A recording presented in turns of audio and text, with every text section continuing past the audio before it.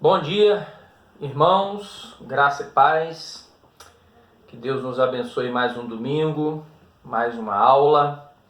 Hoje nós vamos para a nossa terceira lição, da nossa escola bíblica, tá? E hoje nós vamos estar estudando sobre a ansiedade e a depressão por conta da perda, tá?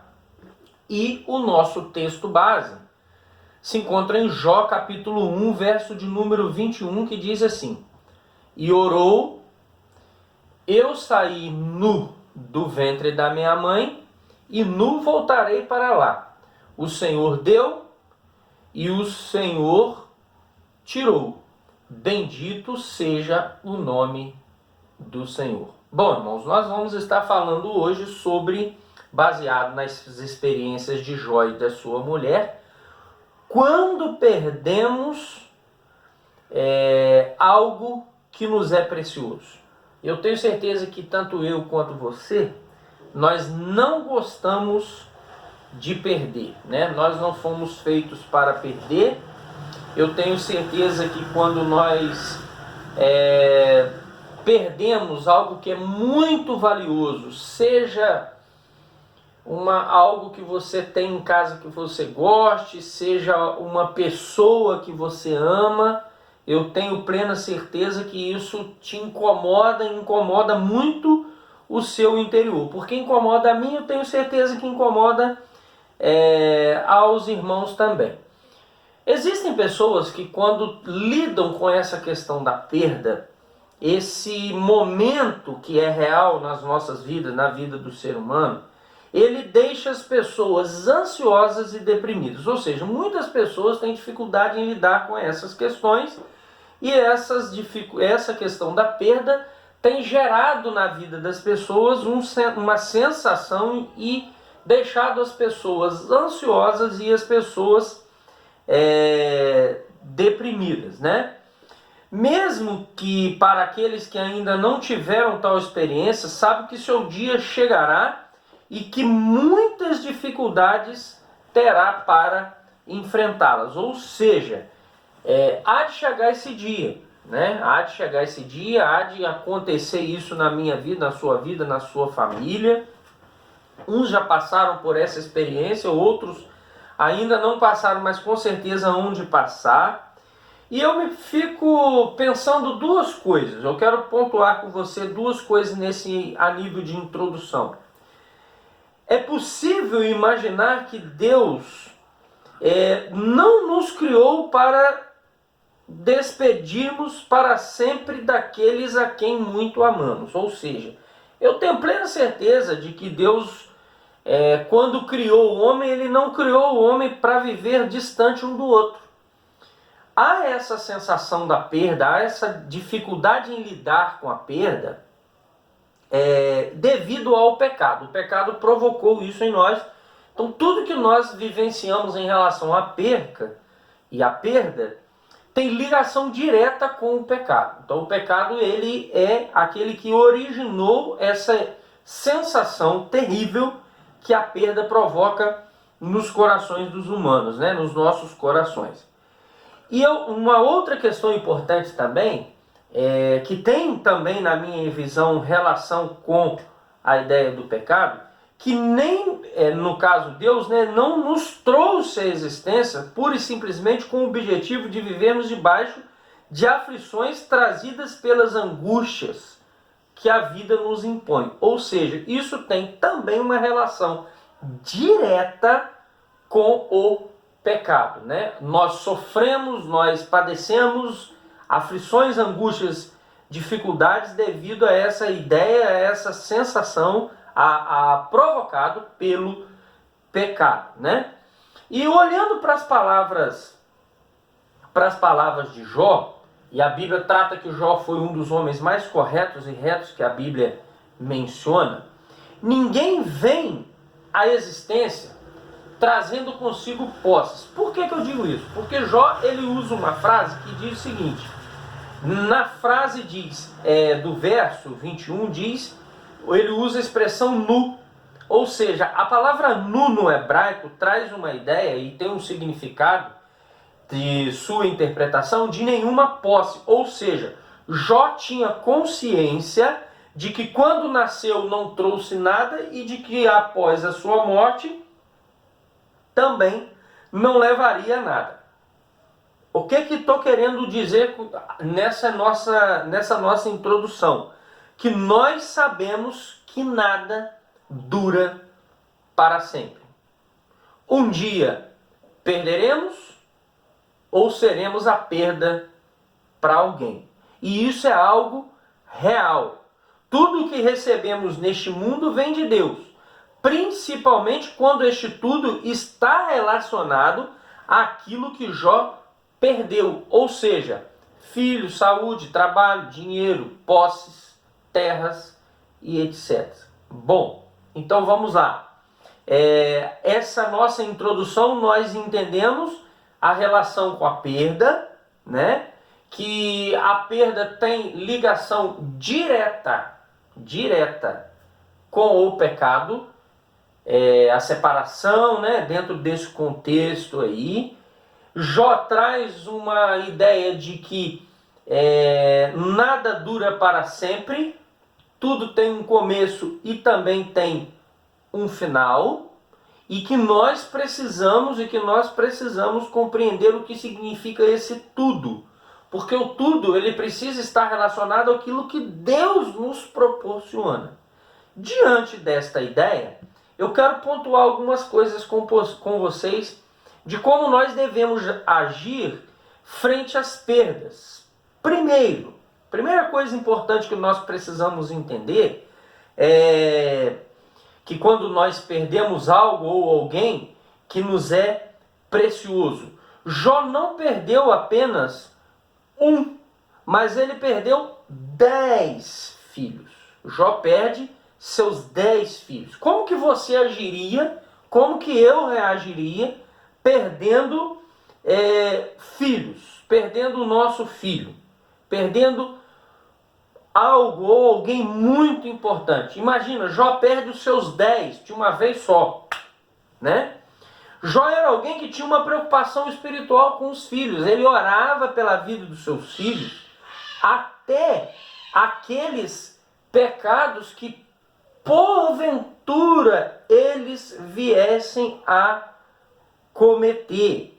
Então nós precisamos entender, dentro desse nosso contexto aqui, dessa ideia da vida de Jó, que quando perdemos algo que é muito precioso para nós. Pense aí algo que é tão precioso para você, né? E lá no verso 8 do capítulo 1 diz, Jó vai dizer o seguinte, Deus diz, a palavra do Senhor diz, não há ninguém na terra como ele, irrepreensível, íntegro, homem que teme a Deus e evita o mal. Poucas vezes Deus fala assim sobre um homem. Para muitos, Jó não merecia nenhum mal, muito menos sofrer por conta das mazelas da vida, né? Então nós podemos perceber que essa ideia das mazelas, das dificuldades, das perdas, dos problemas, não é única e exclusivamente dos pecadores, porque a Bíblia diz, o texto vai falar, que Jó era um homem temente a Deus que desviava do mal. O Jó era um homem fiel, tinha uma vida confortável, né? Em menos de 24 horas, ele perdeu tudo. Os 10 filhos morreram. Quando o vento veio, derrubou a casa, né? E aí ali os seus 10 filhos morrem. Ele perde todos os seus bens, né? Animais, funcionários, até sua saúde foi afetada. Lá no capítulo 2, o verso 7, vai falar de como estava num estágio muito terrível a doença de Jó. Então é algo real, é algo que acontece nas nossas vidas. Todos nós estamos sujeitos a isso, tá? Uma outra questão importante lá em relação a todo esse contexto, fazendo uma análise geral da vida deste homem, podemos perceber a ansiedade na mulher dele. Diante do quadro vivido pela família, a mulher de Jó o incentiva a blasfemar contra Deus. Está lá no capítulo 2, no verso 9. Ela estava com o seu coração completamente dilacerado, despedaçado. Ela não tinha noção das palavras que ela estava dizendo. Por que eu estou dizendo isso, né? Ela não é diferente de muitos de nós hoje, que quando perdemos algo precioso ou alguém muito querido, o que nós fazemos? Nós questionamos a Deus. Nós fundamentamos questionamentos. E quando não encontramos resposta para as perguntas, nós indagamos de Deus. Nós perguntamos a Deus o porquê, como que isso pode acontecer comigo, eu não merecia isso, né? É algo dentro desse contexto. Eu quero te fazer uma pergunta. Como você acha que estava o coração da mulher de Jó naquela hora? Como que você imagina você vivenciar tudo que aquela mulher vivenciou, né? Tudo que aquela mulher presenciou? É importante nós entendermos isso. Por quê? Porque diante de momentos como esses, muitas pessoas são levadas a questionar a sua fé. Qualquer incerteza, qualquer imprevisibilidade, qualquer coisa dentro desse contexto que fuja à normalidade ou à naturalidade, torna-se um gatilho para a ansiedade. E não foi diferente com a mulher de Jó, né? Pedir para Jó blasfemar contra Deus e depois morrer, torna visível a sua dor e um claro sintoma de quê? De ansiedade. Porque isso interferiu na sua vida. E todos nós estamos propensos e sujeitos a passarmos por momentos difíceis como esse, a passarmos por situações difíceis e complicadas como essa, né? Olhando também e analisando dentro desse contexto do nosso estudo, nós vamos perceber, e aí caminhando dentro desse contexto, que nós enxergamos também uma depressão na vida de Jó. A depressão pode ser entendida a partir de alguns sintomas, que nós já falamos nos estudos anteriores e vamos refrisar hoje, e que nós percebemos na vida de Jó. Vamos lá, vamos pontuar alguns. Tristeza, o seu humor deprimido, desânimo, baixa autoestima, inutilidade, perda dos interesses nas atividades, perda do interesse pela vida. Embora Jó mantivesse sua fidelidade a Deus em toda a sua vida, e o texto vai dizer a respeito disso, ele ainda lutava profundamente através das trincheiras da dor existente no seu coração. E isso fica nítido em alguns textos. Eu vou ler 2 textos e depois vou pontuar os outros, para os irmãos, com certeza, se não fizerem em casa a leitura, podem refazer. O capítulo 3, o verso 11 diz: porque não morri eu desde o ventre da madre, e em saindo do ventre não expirei. A minha alma tem tédio da minha vida, darei livre curso à minha queixa, falarei na amargura da minha alma. Lá em Jó 10, verso 1, depois a gente vai para Jó 6, 13, Jó 7, 11, Jó 7, 16, Jó 30, 16 e Jó 30, os versos 27 e os versos 28. As perdas de Jó foram severas, terríveis, cruéis. E diante disso, nós não podemos estranhar as palavras que ele usou. Sabe por que nós não podemos? Porque por muito menos, nós estamos dizendo e fazendo ou falando palavras iguais ou até piores daquilo que Jó falou. Quantos nesse tempo, às vezes, não se pegam reclamando, murmurando, pessoas pensando até mesmo em morrer diante desse quadro terrível, esse quadro ruim, esse quadro cruel que nós temos vivido. Então é importante nós entendermos dentro desse contexto, a respeito dessa relação aqui das perdas. Nós precisamos entender a reação e a atitude da mulher em exigir em mandar que Jó morresse, blasfemasse contra o seu Deus, a reação de Jó em se sentir triste, amargurado, deprimido, desanimado, inútil, uma sensação de perda terrível, pedir a morte, desejar a morte. E aí nós vamos perceber vários textos em que aquele homem relatou isso. Por quê? Porque aquilo que estava dentro do seu coração era algo muito terrível e muito cruel. Agora, o nosso último ponto, importante a análise desse último ponto, a importância da fé em Deus, mediante as perdas. Quando nós olhamos para a vida de Jó, nós aprendemos algo muito importante. Com Jó nós aprendemos que ficar levantando questionamentos não é um exercício muito eficaz para o coração. É importante nós entendermos isso, que nós levantarmos esses exercícios de questionamento, não vai realizar nada, não vai amenizar a dor, não vai amenizar o sofrimento, não vai nos ajudar em nada. Quando nós observamos a vida de Jó, nós vamos perceber que ele só começou a lidar bem com suas perdas quando ele deixou de questionar. Lá no capítulo 38, você vai perceber isso. Enquanto eu e você continuarmos questionando as nossas perdas, os nossos sofrimentos, as nossas angústias, as nossas dificuldades, as coisas não vão evoluir, nós não vamos conseguir trabalhar isso bem dentro do nosso coração, né?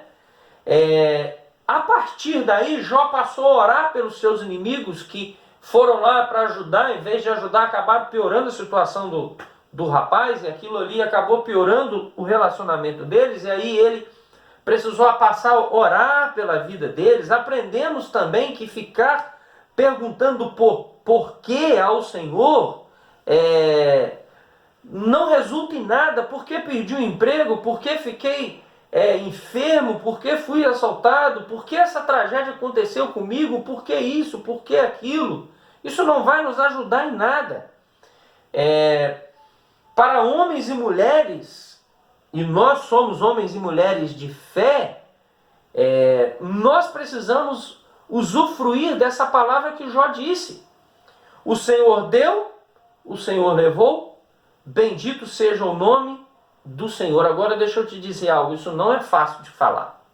É muito fácil eu falar quando eu estou fora do problema, mas é necessário que nós tenhamos essa postura, essa atitude frente aos momentos de dificuldade. A atitude de questionar é típica do homem que acha que pode ter o controle de todas as coisas que acontecem.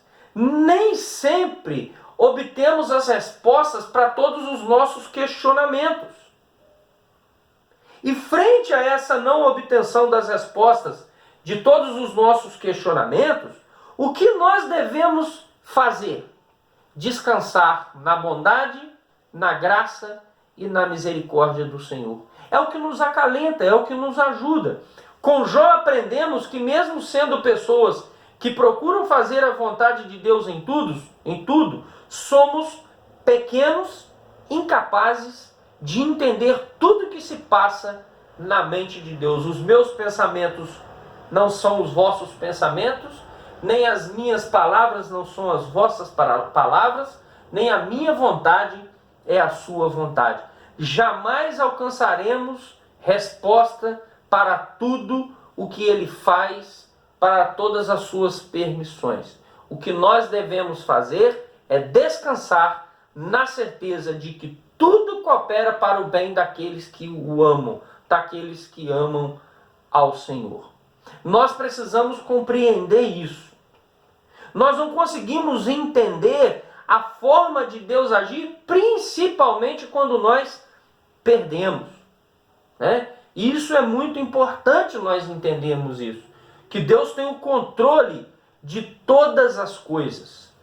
Precisamos crer que nas horas mais difíceis, Deus toma a rédea, Deus toma o controle. Por quê? Porque Ele é bondoso, porque Ele é justo e porque Ele nos ajuda. O desejo dele é nos ajudar a nós passarmos frente às perdas, frente aos problemas, podendo dar glórias ao nosso Deus, porque Ele é bom, porque Ele é fiel, porque Ele é maravilhoso. Eu quero finalizar a minha palavra, nosso breve estudo desta manhã, convidando você a pensar em algumas coisas e também a agir. Quando lemos a história de Jó, conhecemos um homem muito abençoado por Deus. Deixa eu te dizer algo. Eu e você também somos abençoados pelo Senhor. Quando nós olhamos para a vida de Jó, nós agora pensando em nós mesmos, pensando em você, quais são as coisas mais especiais que Deus tem feito na sua vida? Deixa eu te dizer, às vezes nós focamos muito nos problemas, nas perdas, nas dificuldades, mas eu te convido a você olhar para a sua vida e ver que coisas especiais, importantes e belas Deus tem feito na sua vida. Você consegue imaginar se o Senhor não lhe tivesse dado nada disso? Como seria? Se Ele te tirasse de você todas as bênçãos, a qual você orou com tanta alegria? Pense a respeito disso. Você alguma vez já pensou na possibilidade de perder pessoas queridas, valiosas? Você se sente preparado para isso? Deixa eu te dizer algo. Saiba de uma coisa, esse exercício é importante para a nossa estrutura emocional. Eu não quero nem pensar, não quero nem tocar nesse assunto. Está errado. Nós precisamos refletir, por quê? Porque isso é uma realidade. É uma verdade que há de acontecer. Nada é para sempre. Nada. A única coisa que é real e é para sempre é a vida eterna com Cristo. Eu não quero aqui ser fatalista, mas tudo pode acontecer nas nossas vidas. Tudo pode acontecer nas nossas vidas. Até mesmo na vida de uma pessoa consagrada ao Senhor. E nós precisamos ter consciência, ter entendimento de que isso faz parte. Porém, precisamos confiar no Senhor, que Ele há de fazer, que Ele há de reverter o quadro terrível, cruel das nossas vidas, concedendo a nós aquilo que Ele concedeu a Jó, restituiu tudo, tudo, tudo e tudo. Que nós venhamos nesse tempo, que nós estamos aí difícil, um tempo complicado, um tempo de angústias que tem gerado muitos problemas, que nós venhamos a olhar as experiências de Jó e sua mulher e aprender com essas realidades e aprender que a nossa fé no Senhor é aquilo que nos move, é aquilo que nos guia, é aquilo que nos dá a certeza de que nós chegaremos do outro lado, a outra margem, nós chegaremos lá. Que Deus abençoe você, que Deus abençoe sua casa, que Deus abençoe sua família. Que tenham todos um bom domingo na graça e na bondade do Senhor. Eu quero orar com você uma oração breve e rápida. Deus de amor, obrigado por tudo, obrigado por este estudo. Abençoe, Deus, as vidas que estarão ouvindo e estarão, ó Deus, meditando naquilo que o Senhor falaste aos nossos corações. Nós clamamos isso ao Senhor e pedimos que o Senhor nos dê a tua direção e nos fortaleça para a honra e glória do nome de Jesus. Que tenhamos todo um bom domingo, guardados sobre a graça do Senhor. Um beijo no coração de todos.